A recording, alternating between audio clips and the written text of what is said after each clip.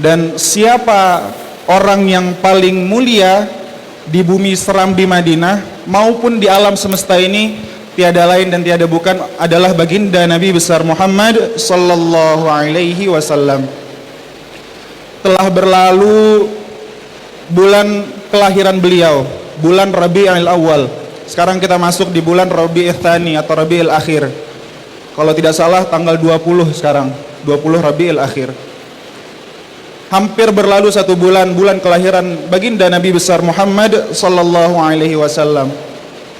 Para tulab dan talibat kemarin melalui satu bulan, bulannya Rasulullah sallallahu alaihi wasallam, udah dapat apa? Apa yang berkesan bagi para tulab dan talibat? Apakah para tulab dan talibat lebih mengenal Rasulullah sallallahu alaihi wasallam? Kemarin di Pondok Al-Kamal melakukan kegiatan maulid, Ustaz. Alhamdulillah. Jadi tiang berpesan kepada tulab wa talibat Ma'had Al-Kamal, jangan berlalu bulan kelahiran baginda Nabi besar Muhammad sallallahu alaihi wasallam akan tetapi tidak ada kesan yang tertanam di hati kita tentang baginda Nabi besar Muhammad sallallahu alaihi wasallam.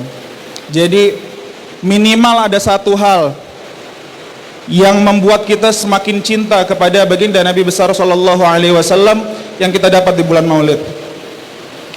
Kalau tadi moto Ma'had yang berkah ini adalah cita-citanya ingin mengambil nilai-nilai kota yang mulia, kota Madinatul Munawwarah, maka para tulab dan thalibat yang menuntut ilmu di Ma'had ini harus kenal siapa sahibul wilayahnya, yaitu Rasulullah sallallahu alaihi wasallam.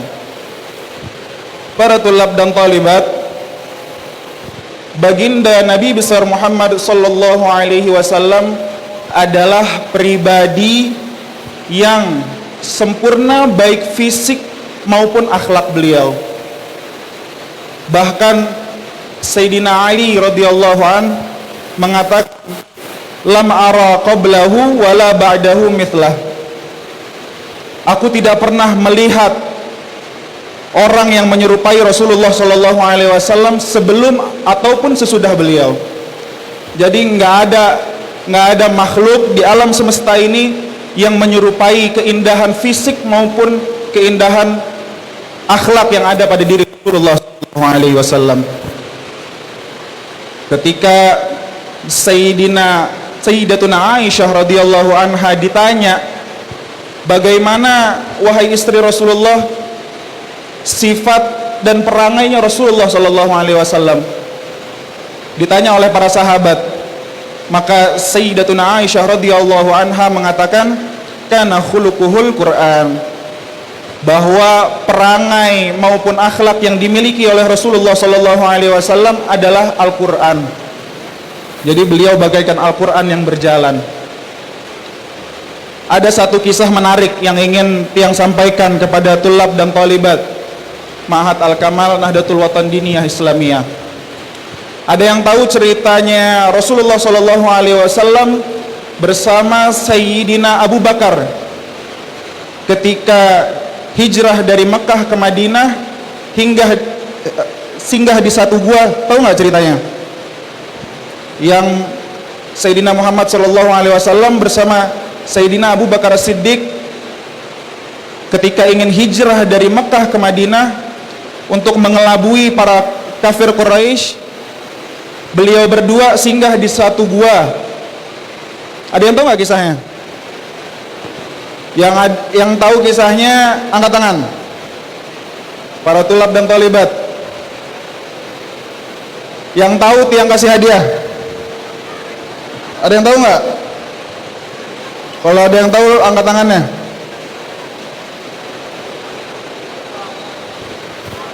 Ada yang tahu kisahnya? Kisah kakinya Sayyidina Abu Bakar As-Siddiq yang digigit ular ketika itu. Ketika Rasulullah sallallahu alaihi wasallam sedang tidur di pangkuannya beliau. Ada yang tahu nggak kisahnya? Jangan, harus tulab dan talibat. Oh, itu talibat. Ada yang tahu kisahnya? Tahu kisahnya? Coba ceritakan di gua apa itu? Nama guanya apa? Gua tempat meneduhnya Rasulullah Shallallahu Alaihi Wasallam, beristirahatnya Rasulullah ketika hijrah. Apa nama guanya? Tempat Rasulullah dan Sayyidina Abu Bakar beristirahat ketika itu. Bismillahirrahmanirrahim. Nama guanya Gua Sur. Gua Sur, beri tepuk tangan dulu. Jadi Rasulullah Shallallahu Alaihi Wasallam, adik-adik, para tulab dan talibat, ketika ingin hijrah dari Mekah ke Madinah bersama Sayyidina Abu Bakar As-Siddiq, beliau beristirahat seraya sembari untuk mengelabui para kafir Quraisy dari kejaran mereka. Nama tempat singgah Rasulullah dan Sayyidina Abu Bakar adalah Gua Thur. Pada saat Rasulullah Shallallahu Alaihi Wasallam dan Sayyidina Abu Bakar istirahat di tempat tersebut, maka Rasulullah Shallallahu Alaihi Wasallam membaringkan kepala beliau yang mulia di pahanya Sayyidina Abu Bakar.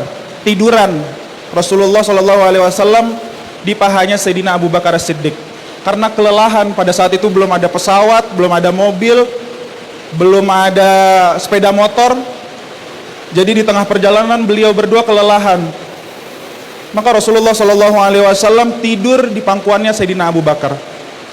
Sebelum masuk ke gua tersebut, Sayyidina Abu Bakar bilang ke Rasulullah, "Ya Rasulullah, biar saya yang masuk duluan, membersihkan tempat sekaligus memastikan bahwa tidak ada binatang ataupun hewan yang berbahaya." Masuklah Sayyidina Abu Bakar As-Siddiq ke dalam gua tersebut. Beliau masuk, beliau rapihkan, membersihkan tempat yang akan dimasuki oleh Rasulullah Shallallahu Alaihi Wasallam, sembari menutup lubang-lubang yang ada di gua tersebut. Ditutup satu-satu oleh Sayyidina Abu Bakar. Agar apa? Agar tidak ada hewan yang berbahaya keluar ketika Rasulullah Shallallahu Alaihi Wasallam masuk ke gua. Maka setelah beliau merasa sudah aman, sudah bersih, beliau mempersilahkan Rasulullah Shallallahu Alaihi Wasallam untuk masuk. Masuk Rasulullah dan beristirahat di pangkuannya, di pahanya Sayyidina Abu Bakar As-Siddiq. Ketika Rasulullah Shallallahu Alaihi Wasallam tertidur istirahat di pahanya Sayyidina Abu Bakar As-Siddiq, maka ternyata ada satu lubang yang lupa ditutup oleh Sayyidina Abu Bakar. Lubang tersebut ternyata rumahnya ular yang berbisa. Maka ketika Rasulullah Shallallahu Alaihi Wasallam sedang tertidur, keluarlah ularnya. Keluar ularnya karena posisi lubangnya itu ada di jempol kakinya Sayyidina Abu Bakar. Sayyidina Abu Bakar menutup lubang tersebut dengan jari kakinya. Ketika ditutup oleh jarinya Sayyidina Abu Bakar, dipatuklah oleh ular. Karena ular merasa rumahnya tiba-tiba tertutup, tidak ada udara, maka dipatuklah kakinya Sayyidina Abu Bakar berkali-kali. Hingga Sayyidina Abu Bakar As-Siddiq karena kecintaan beliau kepada Rasulullah Shallallahu Alaihi Wasallam tidak ingin bergerak sedikit pun. Sayyidina Abu Bakar nggak mau bergerak sedikit pun, tidak ingin membangunkan Rasulullah Shallallahu Alaihi Wasallam yang sedang tertidur. Akan tetapi karena sudah terlalu sakit dipatuk oleh ular, maka dengan tanpa disadari oleh Sayyidina Abu Bakar, air matanya menetes karena menahan rasa sakit akibat bisa ular. Menetes air mata beliau mengenai pipi yang mulia, pipi Rasulullah Shallallahu Alaihi Wasallam. Maka karena tetesan air matanya Sayyidina Abu Bakar, Rasulullah Shallallahu Alaihi Wasallam terbangun. Ada satu hal yang unik, tulab wa talibat. Kenapa ular tersebut menggigit kakinya Sayyidina Abu Bakar? Bukankah Rasulullah Shallallahu Alaihi Wasallam itu adalah Sayyidil Aqwan?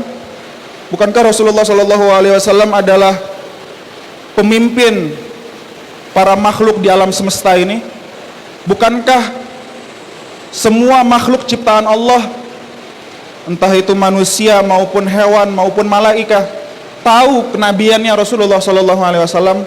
Apakah ular yang mematuk kakinya Sayyidina Abu Bakar itu tidak suka dengan hijrahnya Rasulullah?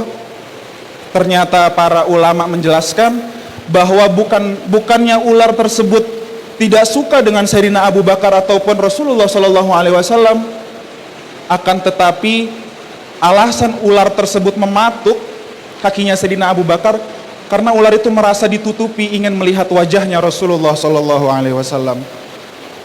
Jadi ular tersebut ingin melihat wajah yang mulia, wajahnya Rasulullah SAW, akan tetapi terhalang oleh kakinya Sayyidina Abu Bakar.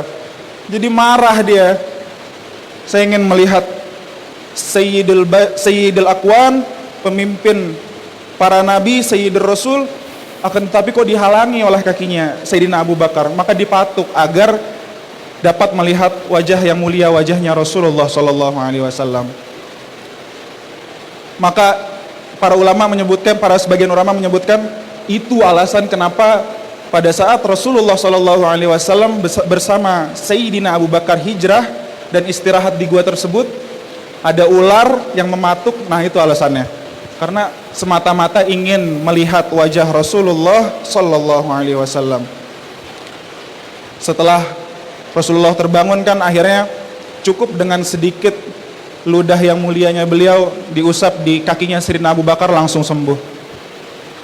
Jadi itu dia para tulab wa talibat, sedikit dari kisah hijrah baginda Nabi besar Muhammad SAW beserta penjelasan para ulama mengapa ketika Rasulullah istirahat ada ular yang mematuk kakinya Sayyidina Abu Bakar. Para tulab wa talibat Mahat Al-Kamal, para ulama menyebutkan Rasulullah SAW sebagai cahaya bagi alam semesta ini. Kalau Sayyid Ali bilang, kamulat mahasinuhu falahul ahdatsana lil badri inda tamamihi lam yuhsafi wa ala tafannuni wasifihi liwasfihi yafna zaman wa fihi ma lam yusafi. Kalau Rasulullah SAW itu udah sempurna cahayanya, tulab wa talibat, sudah sempurna cahaya beliau hingga apa? Kalau diibaratkan cahayanya Rasulullah SAW itu nutupin bulan, maka bulan itu akan gerhana selama-lamanya. Saking bercahayanya cahaya Rasulullah SAW. Berlalu zaman, berlalu masa, akan tetapi tidak ada seorang pun yang dapat memuji Rasulullah SAW dengan sebaik-baiknya. Para tulab wa talibat, kemarin bulan Rabiul Awal, ada yang tahu nggak tanggal kelahirannya Rasulullah SAW di Rabiul Awal? Tanggal berapa Rasulullah SAW lahir? Berapa? Angkat tangan yang tahu. Pada tahu semua. Talib, ada yang tahu nggak tanggal lahirnya Rasulullah SAW? Coba berdiri dulu. Tepuk tangan untuk Talib. Siapa namanya? Ada mic lagi nggak?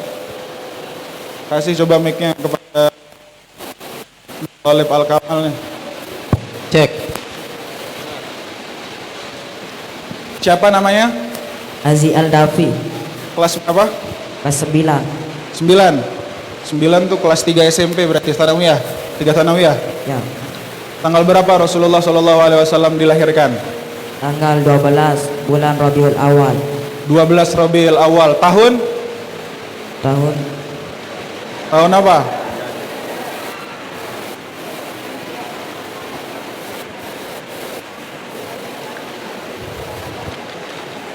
Tahun gajah. Tahun fil, sanatul fil. Tepuk tangan untuk Talib Al-Kamal.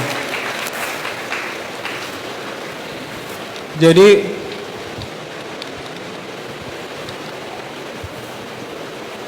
bulan yang mulia karena pada bulan tersebut dilahirkan manusia yang termulia, Rasulullah Shallallahu Alaihi Wasallam. Kalau tulab wa talibat, kita sering dengar sirahnya Rasulullah Shallallahu Alaihi Wasallam. Bagaimana Rasulullah Shallallahu Alaihi Wasallam dari menjelang kelahiran beliau hingga lahir beliau, masa kecilnya beliau. Tahu nggak masa kecilnya Rasulullah Shallallahu Alaihi Wasallam? Tulab wa talibat. Di sini tulab wa talibat ketika kecil, SD umur 6, 7, 8 tahun, itu mainnya main apa? Apa yang sering dimainin ketika waktu kecil? Kelereng. Selain kelereng ada lagi gak? Karet, main karet. Apa? Bandu. Kalau tulab biasanya main apa? Hah? Main bola. Selain main bola main apa? Apa? Gangsing. Tahu nggak Rasulullah SAW waktu kecil mainnya apa? Panah? Bukan. Belum bisa memanah Rasulullah waktu kecil. Tahu nggak beliau maininnya apa? Ketika teman sejawat beliau main, ya itu tadi kelereng, main pasir, main tanah. Dulu keistimewaannya Rasulullah, ketika beliau kecil, beliau ngegeser awan pakai telunjuk beliau. Geser awan kanan. Beda kan sama tulab wa talibat mainannya waktu kecil. Jadi keistimewaannya Rasulullah, bentuk dari keistimewaan yang diberikan oleh Allah Subhanahu wa taala kepada Rasulullah waktu kecil, beliau maininnya awan, digeser awan kanan kiri. Kalau lagi paceklik di Madinah, kakek beliau, paman beliau nggak repot-repot untuk menurunkan hujan ketika Rasulullah SAW masih bayi maupun balita, tinggal ditengadahkan wajahnya Rasulullah ke langit, hujan langsung. Bentuk keistimewaan Rasulullah SAW. Jadi Abdul Muthalib dulu ketika waktu Rasulullah kecil, Rasulullah balita, Rasulullah anak-anak, para warga Mekah pada saat itu tahu bahwa anak ini istimewa. Jadi datang ke keluarganya Rasulullah, ke paman beliau, ke kakek beliau, minta agar ya dengan anak ini diturunkan hujan. Maka ya nggak sulit-sulit, tinggal diangkat badannya Rasulullah yang kecil, waktu masih kecil, ditengadahkan ke langit, seketika itu turun hujan. Bentuk dari keistimewaannya Rasulullah SAW. Jadi dari sudah istimewa menjelang beliau lahir, hingga beliau lahir, masa kecilnya beliau, hingga diangkatnya beliau menjadi Rasul, bahkan ketika Isra wal Mi'raj, baginda Nabi besar Muhammad SAW, beliau naik ke langit ketujuh bertemu Allah, menerima perintah salat 5 waktu, turun lagi hingga sampai di Mekah, disampaikan, diceritakan oleh Rasulullah SAW kejadian Isra wal Mi'rajnya beliau. Nggak ada yang percaya. Ya mungkin kita semua di sini nggak akan percaya. Coba wa talibat, tiba-tiba temannya bilang, saya habis naik ke langit ketujuh dalam semalam, turun lagi Mekah, Masjidil Aqsa naik, balik lagi, cerita pagi-pagi kayak gitu. Dianggap gila gak? Hah? Tiba-tiba temannya cerita naik ke langit ketujuh. Itulah kehebatannya para sahabat Rasulullah SAW. Beriman kepada Rasulullah SAW tanpa keraguan sedikit pun. Nah, ketika sepulangnya Rasulullah SAW dari Isra wal Mi'rajnya beliau, para kafir Quraisy nggak ada yang percaya satupun, para tulab wa talibat, hingga mereka semua minta bukti kepada Rasulullah. Kalau kamu betul dari Mekah menuju Aqsa, coba ceritakan, ada satu kabilah, ada satu rombongan yang pulang dari Aqsa ke Mekah. Kalau kamu melihat, pasti kamu tahu kapan mereka sampai di Mekah. Ditanya oleh kafir Quraisy. Rasulullah ketika ditanya tersebut, beliau menjawab, iya betul, saya melihat ada satu rombongan yang pulang dari arah Masjidil Aqsa menuju Mekah. Betul saya melihat. Kapan mereka sampai? Ditanya oleh kafir Quraisy. Kalau kamu betul terbang dari Mekah ke Masjidil Aqsa, kamu pasti melihat orang kabilah yang akan pulang ini, dan kamu tahu kapan mereka akan sampai ke Mekah lagi. Betul, saya tahu. Mereka akan sampai 3 hari lagi, kata Rasulullah. 3 hari lagi mereka kabilah tersebut akan sampai ke Mekah. Maka ditungguin oleh para kafir Quraisy. Ini Muhammad kalau memang betul dia terbang dari Mekah ke Masjidil Aqsa, kisah yang dia ceritakan itu betul, berarti di dalam 3 hari kabilah yang akan sampai ke Mekah berarti betul akan datang. Maka ditunggu 1 hari belum datang, hari kedua belum datang, hari ketiga berkumpul masyarakat kafir Quraisy Mekah di perbatasan Mekah untuk membuktikan ceritanya Rasulullah SAW. Maka pagi belum datang, siang belum datang, sore menuju matahari terbenam belum datang juga kabilah yang dilihat oleh Rasulullah SAW ini. Maka kalau mereka tidak datang sebelum matahari terbit, kalau mereka tidak datang sebelum matahari terbenam, berarti Rasulullah SAW kadzab, pembohong. Kisah yang dikisahkan oleh Rasulullah terkait Isra wal Mi'raj itu bohong.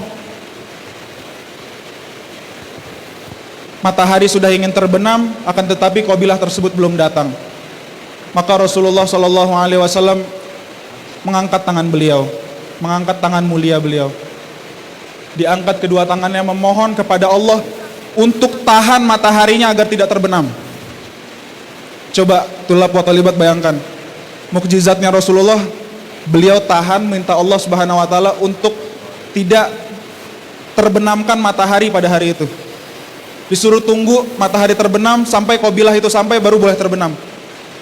Maka Rasulullah SAW berdoa kepada Allah untuk menahan matahari terbenam hingga datangnya kabilah yang beliau lihat dalam perjalanan dari Aqsa ke Mekah.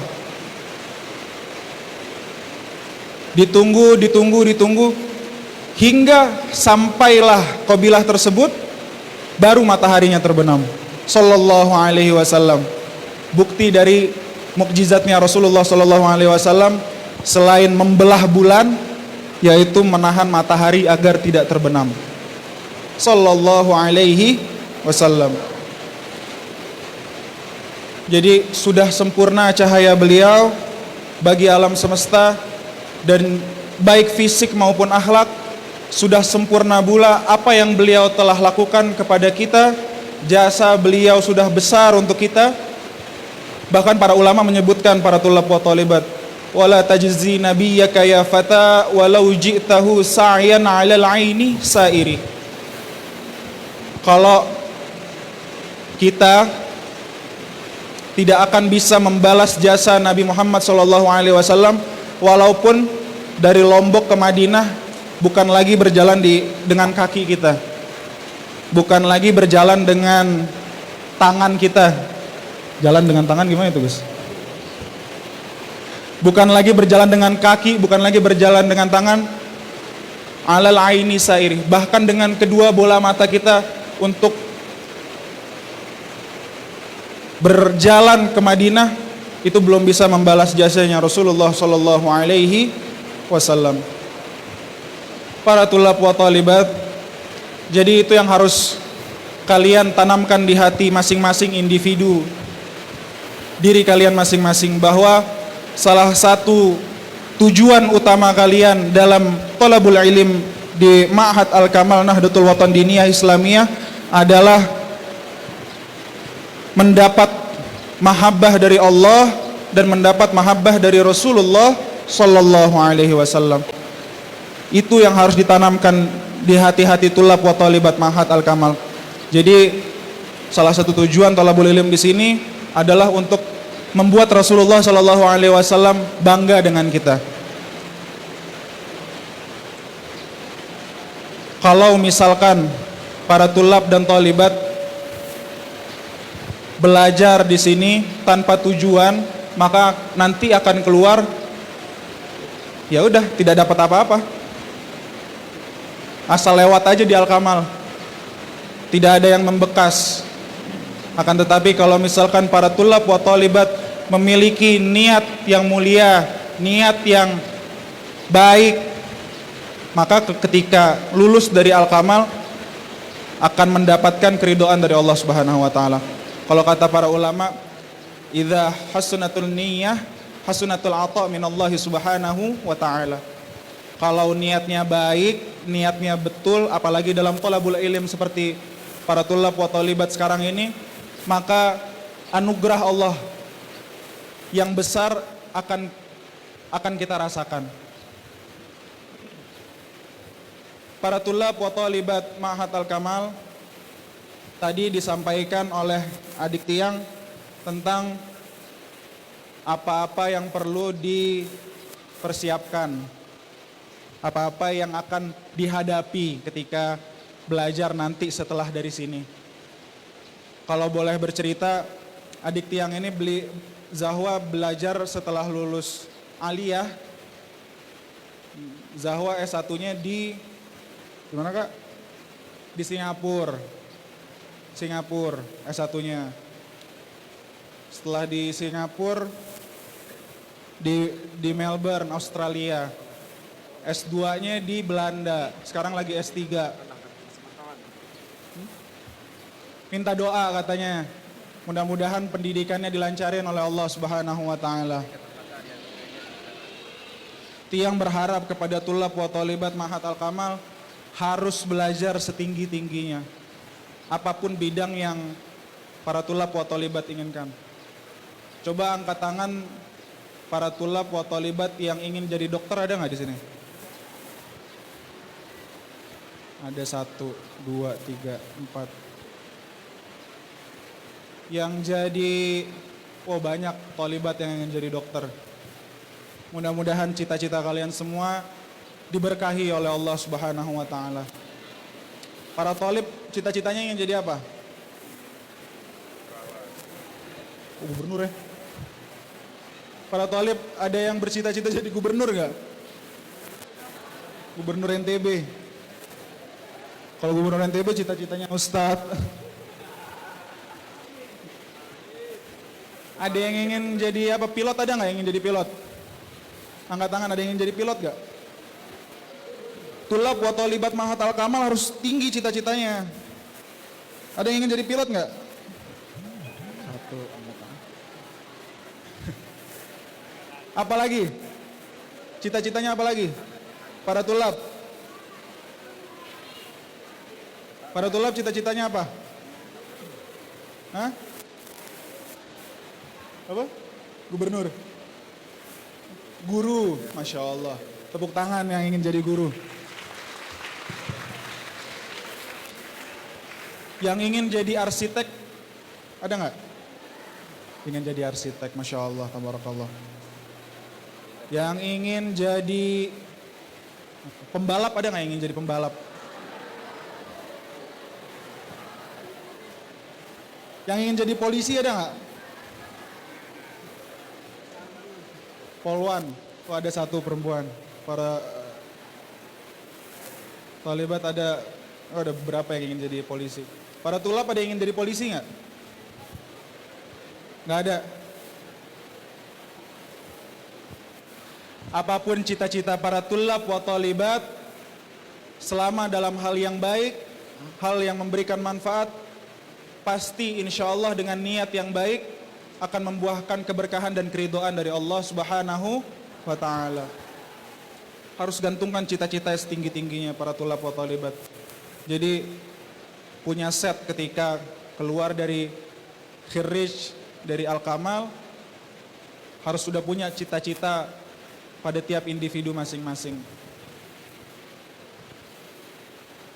Para tulab wa thalibat Ma'had Al-Kamal Nahdlatul Watan Diniyah Islamiyah. Itu tadi sedikit dari kisah Rasulullah sallallahu alaihi wasallam, dari masa kecilnya beliau, bagaimana mainnya beliau ketika kecil, hingga pada masa hijrahnya beliau, bahkan pada saat beliau Isra wal Mi'raj. Mudah-mudahan dari kisah yang Tiang sampaikan sedikit tadi membuahkan kecintaan kepada Rasulullah sallallahu alaihi wasallam di hati para tulab wa talibat Ma'had Al-Kamal. Coba tadi sebutkan, tadi kan udah disebutin gua yang disinggahi. Sekarang Tiang mau tanya lagi, kalau memang benar memperhatikan, gua apa tadi yang disebut sama kakaknya? Gua Sur. Terus bagian yang paling utama, yang paling harus diperhatikan oleh para tulab wa talibat tadi, niat tadi. Jadi para tulab wa talibat harus paham, harus ingat setiap hari. Ingatkan di diri kalian amal Nahdlatul Watan Diniyah Islamiyah dalam menuntut ilmu, mendapat keberkahan ilmu, keberkahan akhlak, keberkahan adab, sejalan dengan adab dan akhlaknya Rasulullah sallallahu alaihi wasallam.